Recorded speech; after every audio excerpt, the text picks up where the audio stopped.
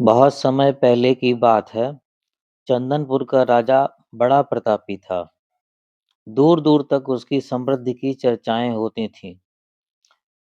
उसके महल में हर एक सुख सुविधा की वस्तु उपलब्ध थी। फिर भी अंदर से उसका मन अशांत रहता था। उसने कई ज्योतिषियों और पंडितों से इसका कारण जानना चाहा। बहुत से विद्वानों से मिला। किसी ने कोई अंगूठी पहनाई तो किसी ने यज्ञ कराए, पर फिर भी राजा का दुख दूर नहीं हुआ। उसे शांति नहीं मिली। एक दिन भेष बदलकर राजा अपने राज्य की सैर पर निकला। घूमते घूमते वह एक खेत के निकट से गुजरा। तभी उसकी नजर एक किसान पर पड़ी। किसान ने फटे पुराने वस्त्र धारण कर रखे थे और वह पेड़ की छांव में बैठकर भोजन कर रहा था।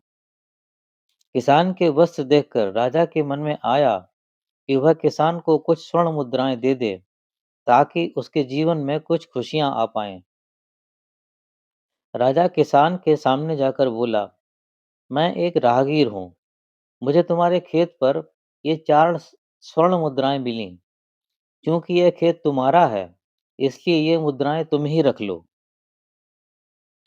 किसान बोला, ना ना सेठ जी, ये मुद्राएं मेरी नहीं हैं।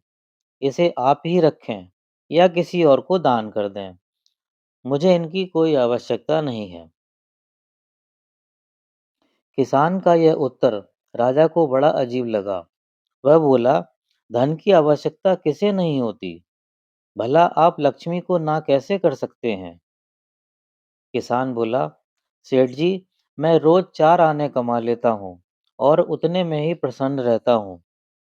राजा ने पूछा, आप सिर्फ 4 आने की कमाई करते हैं और उतने में ही प्रसन्न रहते हैं? ये कैसे संभव है?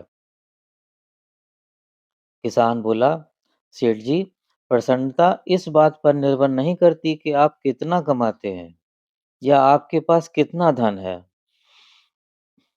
प्रसन्नता तो उस धन के प्रयोग पर निर्भर करती है। राजा ने हंसी करते हुए पूछा, तो तुम इन 4 आने में क्या क्या कर लेते हो? किसान भी बेकार की बहस में नहीं पड़ना चाहता था। उसने आगे बढ़ते हुए उत्तर दिया, इन 4 आनों में से मैं एक को कुएं में डाल देता हूँ, दूसरे से कर्ज चुका देता हूँ, तीसरा उधार में दे देता हूँ और चौथा मिट्टी में गाड़ देता हूँ। राजा सोचने लगा। उसे यह उत्तर समझ नहीं आया। वह किसान से इसका अर्थ पूछना चाहता था, लेकिन वो तो जा चुका था। राजा ने अगले दिन ही सभा बुलाई और पूरे दरबार में कल की घटना कह सुनाई और सबसे किसान के उस कथन का अर्थ पूछने लगा। दरबारियों ने अपने अपने तर्क पेश किए, पर राजा को कोई भी संतुष्ट नहीं कर पाया। अंत में किसान को ही दरबार में बुलाने का निर्णय लिया गया।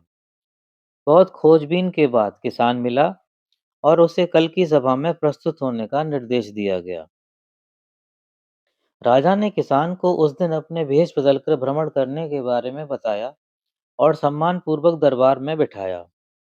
राजा ने पूछा, मैं तुम्हारे उत्तर से प्रभावित हूँ और तुम्हारे 4 आने का हिसाब जानना चाहता हूँ। बताओ, तुम अपने कमाए 4 आने किस तरह खर्च करते हो, जो तुम इतना प्रसन्न और संतुष्ट रह पाते हो? किसान बोला, हुजूर, जैसा कि मैंने आपको बताया था, मैं 1 आना कुएं में डाल देता हूँ, यानी अपने परिवार के भरण पोषण में लगा देता हूँ। दूसरे आने से मैं कर्ज चुकाता हूँ, यानी इसे मैं अपने वृद्ध माँ बाप की सेवा में लगा देता हूँ।